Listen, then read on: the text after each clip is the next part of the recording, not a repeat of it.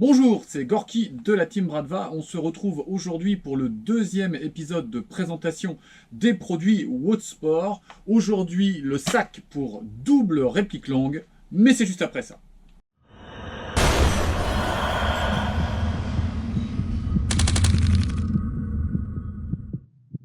En introduction, je souhaiterais remercier Airsoft Entrepôt qui, une fois de plus, nous fait confiance et nous prête des produits à ma demande pour qu'il soit possible d'en faire la présentation. Je répète que sur la question des produits WOSport, nous n'avons aucun intéressement. Simplement, moi, je ne connaissais pas cette marque et j'ai souhaité sélectionner quelques produits pour vous les présenter et qu'on puisse se faire une idée. La question du déplacement des répliques est très importante pour les airsofters. Effectivement, et notamment quand moi, je déplace mon SVD, dont le canon est en aluminium, eh bien, j'appréhende de le faire dans un contenant qui ne soit pas rigide, comme un sac, comme celui-ci. Vous voyez, je vais utiliser plutôt des valises de transport rigides. Le reste du temps, et parce que ça n'est pas du tout modulaire, et parce qu'il y a un très fort encombrement par rapport au contenant, je préfère les sacs de transport. Les sacs de transport, je m'y suis mis en m'inspirant un petit peu de Kritschek, qui avait récupéré comme moi, puisque ça c'est sur un sac perso. Voilà, ce genre de sac de transport cheap, avec une protection extrêmement réduite, quasiment pas de mousse, et très peu de modularité, puisqu'il n'y a pas de plaque molle dessus. Et lorsque j'ai vu qu'effectivement chez Airsoft Entrepôt on produisait ce genre de choses, j'ai voulu me rendre compte de ce que ça pouvait donner, parce que parfois les sacs de transport ont des coutures à l'efficacité approximative et je suis pas forcément inspiré par les capacités de portage, etc., etc. On se rend pas bien compte en fait en photo, donc j'ai voulu me rendre compte de ce que ça donnait. Donc là on est sur un produit qui vaut 59,90 €. Dans sa longueur totale, on est sur 116 par 26, d'accord. Et on va avoir sur la sous-poche, puisqu'on a en fait de quoi prendre deux répliques longues et une réplique courte. Par exemple, moi je peux faire tenir sans souci une AKS 74U dans la première partie et deux répliques longues dans la seconde. Je vous montrerai ce que ça donne. Ce que je vous propose, avant de vous montrer un petit peu la modularité, c'est d'extraire ce qu'il y a à l'intérieur de ce sac. Alors, moi je me suis mis dans quelles conditions? J'ai l'habitude de mettre sur mon porte-plaque ou sur mon smerch ou mon brelage, peu importe, l'essentiel de mes chargeurs. Je vais y mettre aussi souvent mes gants, ce genre de choses. C'est pour ça que vous ne les retrouverez pas dans ce sac-là. Et moi, mon idée, c'est si je ne prends pas mon sac à dos, est-ce que je vais pouvoir mettre tout ce que je mets habituellement dans mon sac à dos dans un simple sac de portage. Donc vous m'imaginez à l'arrière de ma voiture, moi j'arrive, je suis souvent déjà en tenue avec un blouson qui camoufle un petit peu pour pas inquiéter les autres automobilistes. Oui, je sais, on est censé se changer sur place, c'est souvent très très pénible et on est très nombreux à venir déjà en tenue. Voilà, effectivement il faut éviter au niveau des écussons, etc. Bon, enfin en tout cas, moi je viens relativement dissimulé mais déjà habillé, je mets mon porte-plaque sur lequel il y a déjà tout et je vais mettre mon sac à dos et souvent j'ai en plus une valise de portage. Et là je me suis dit, est-ce que je vais pouvoir faire tenir mes répliques, combien de répliques, et est-ce que je vais pouvoir faire tenir mes billes, mon gaz, mon stalker, un petit peu d'outillage, mes batteries à l'intérieur. Bien, alors, comment se positionne ce matériel? On va avoir dans la partie basse, et là c'est difficile pour moi de le porter, je le porterai juste après, hein, dans la partie basse, de quoi mettre deux répliques longues. Au-dessus, vous allez avoir une poche, deux poches, trois poches, et des passants molles sur les côtés, sur lesquels vous allez pouvoir implémenter des poches supplémentaires. Celle-ci n'est pas comprise. Voilà, ça c'est une petite poche admin que j'ai prise aussi sur Airsoft Entrepôt. Et si je prenais moi ce type de matériel, j'en prendrais deux comme ça. Voilà, on est sur de la poche classique hein, qui n'a rien de spécial, mais ça me permettrait d'avoir deux contenants supplémentaires amovibles sur les côtés. Et ça, le fait d'avoir des passants molles, c'est très intéressant sur la question de la modularité. Hop, je mets ça en bas. Au centre, alors vous avez quoi? Vous avez vu là, vous le voyez, de quoi mettre le patch, bien sûr, de votre équipe. Au centre, vous avez une poche qui peut contenir à peu près l'équivalent d'un drum. Voilà le drum Sima, celui-ci là, hop, je sors de l'écran, hop là. Le drum Sima tient sans souci, voilà, pour vous donner un petit peu le volume.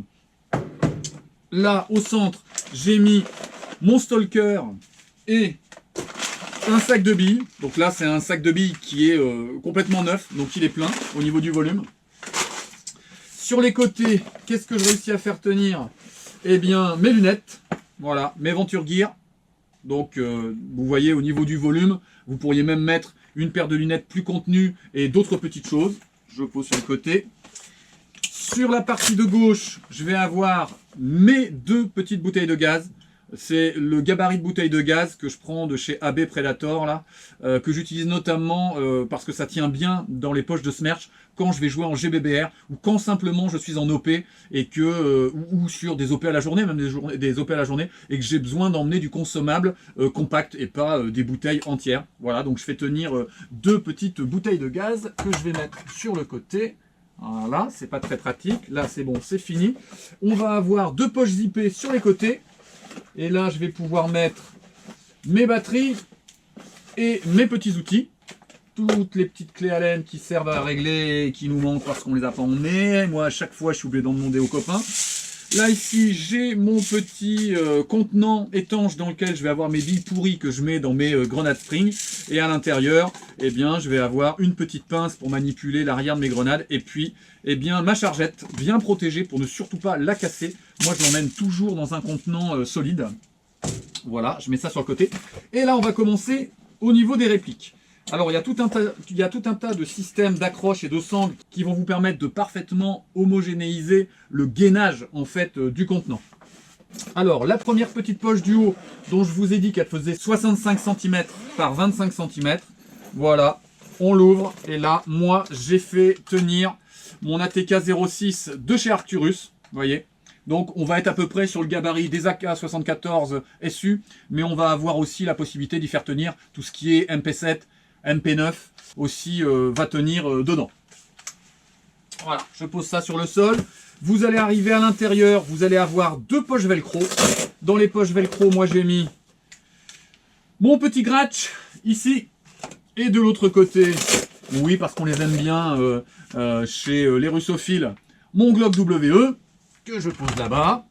Donc vous avez vu là déjà ce que j'ai mis, je suis toujours pas rentré dans le compartiment principal. Là, sur l'intérieur de la poche, vous allez avoir 2 systèmes de fermeture éclair dans lesquels vous allez pouvoir mettre encore des petites choses. Alors ça peut être des papiers ou des petits objets que vous voulez conserver bien contenus à l'intérieur du sac.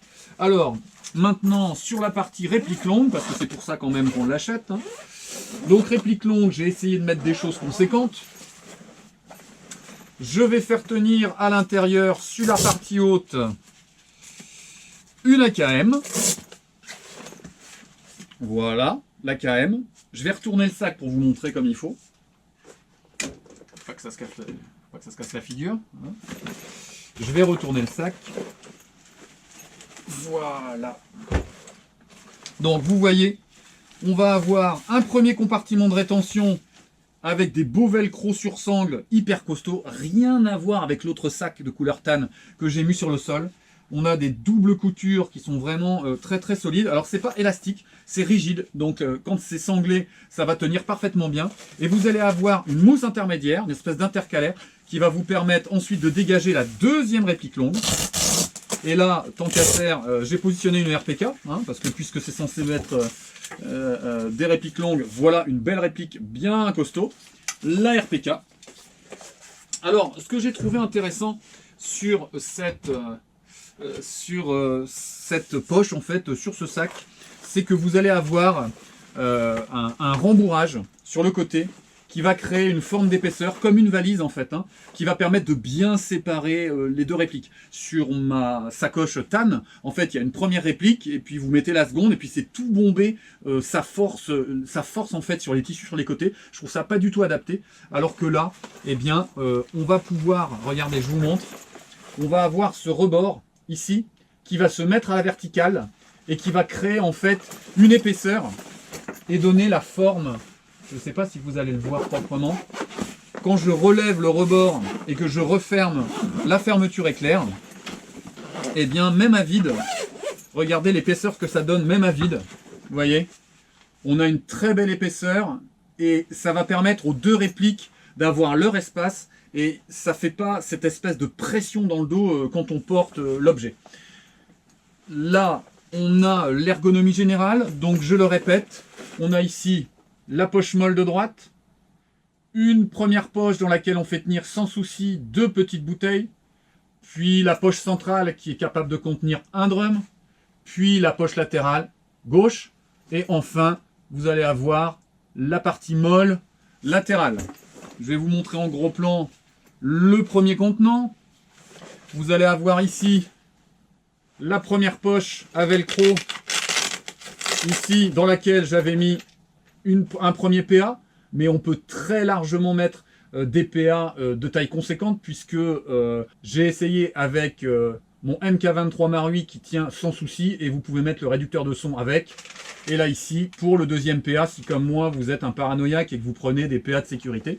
Et puis vous allez avoir, vous voyez, sur la partie haute, ici, des systèmes avec fermeture éclair, c'est pas très facile parce que c'est encombrant, qui vont vous permettre de ranger un certain nombre de choses. Et là, je ne vous l'ai pas dit, oui, effectivement, au-dessus de chaque plaque molle, vous allez avoir ces rangements sous fermeture éclair. Sur la partie arrière, et ça c'était très important pour moi, parce que c'est bien en fait de pouvoir mettre tout un tas de choses comme ça, mais si c'est impossible de le porter, parce que c'est peu solide, peu ergonomique et inconfortable, c'est pas la peine. Et c'est en partie le cas de l'autre. Moi je la tiens toujours à bras, je me la mets jamais sur le dos, c'est pas du tout adapté, et j'ai peur d'arracher les systèmes arrière. Là on va avoir des boucles en acier, et des systèmes avec des sangles, avec des rembourrages, qui sont, et qui moi en tout cas m'inspirent tout à fait confiance. Voilà, ici, regardez, le système arrière de type sac à dos, qui va vous permettre de prendre ce sac et de l'emmener sur des distances qui ne peuvent pas être très longues, hein. Ça reste un emport peu ergonomique qui va s'appuyer que sur les épaules et qui ne va pas s'appuyer au niveau des hanches. Mais lorsqu'on a joué la dernière fois à la Chacal, et je salue José et Nathan, les 2 gestionnaires du terrain, eh bien on a dû faire un portage qui durait une dizaine de minutes avant de pouvoir s'installer dans un QG, et il fallait emmener de quoi tenir éventuellement une journée complète. Donc on avait besoin d'avoir quelque chose sur le dos, et ceux qui n'avaient pas de sac à dos ont été très très embêtés pour déplacer leur matériel. Bien, j'ai fait à peu près le tour de la revue de ce sac. Moi, je considère que avec ce que j'avais mis dedans, il me manque le casse-croûte, mais entre ça et ce qui tient sur mon gear, franchement, alors vous pourriez dire oui, mais elle est où ta radio? Mais elle est sur le gear aussi, d'accord? Les chargeurs fusil d'assaut sont sur le gear, les gants sont sur le porte-gants sur le gear ou sur ma ceinture tactique. C'est à l'extérieur de mon sac, et donc ce sera sur moi au moment où je me déplacerai du véhicule vers la safe. Donc, moi je n'ai pas l'habitude de voir ce niveau de matériel et à ce prix-là sur les sites d'Airsoft. En valise, on trouve quand même pas mal de choses. En système de sac de transport, il n'y a pas grand-chose. Ce qui est embêtant, c'est qu'elle est out of stock. En fait, c'est parti extrêmement vite. Je pense que les gens l'ont vite saisi. Et c'est écrit qu'en fait, ce ne sera pas forcément un réassort tout de suite. Alors, je leur demanderai peut-être de m'envoyer les autres sacs de transport de chez Osport pour savoir si c'est la même qualité ou ce qu'on peut en faire. Il y en a un, c'est le sac double gun, etc. Bon, je vous montrerai, je vous mettrai éventuellement dans les descriptions les liens vers les 2 autres sacs. Donc, en conclusion, un sac d'excellente qualité. Celui-ci est out of stock jusqu'au moment où je vais le renvoyer ou pas. Je me pose la question. Parce que l'autre, il est tellement cheapos à côté que j'ai bien envie de demander à Airsoft Entrepôt m'envoyer la petite facture pour celui-là et de me le garder. Ça me remplacerait l'autre dont je me débarrasserai ou que je filerai à l'un de mes fils, histoire qu'il ait son propre matériel et son autonomie. Si vous l'avez acheté parce que c'est vous qui avez mis le site out of stock, dites-moi ce que vous en pensez, si vous l'avez un petit peu testé, mais je suis quasiment certain qu'il n'y a pas pu y avoir d'incident au niveau de la partie couture. N'hésitez pas à vous abonner, vous êtes toujours plus nombreux à rejoindre cette communauté bienveillante et participative. Suivez-nous sur Facebook, sur Instagram. Le 5 décembre, nous serons de sortie avec la Team Bradva et notamment les joueurs les plus anciens, les membres du bureau, Krejcek, Bonzi, Wasta et moi-même serons présents ce jour-là, ainsi qu'un certain nombre de nos combattants favoris. N'hésitez pas à nous rejoindre, nous publierons sur les réseaux sociaux le lieu de jeu, mais réservé le 5 décembre pour que l'on puisse croiser la bille tous ensemble. On compte sur vous. D'ici là, n'oubliez pas que loisir rime avec plaisir. Après la sécurité, le fair play. Et à très bientôt.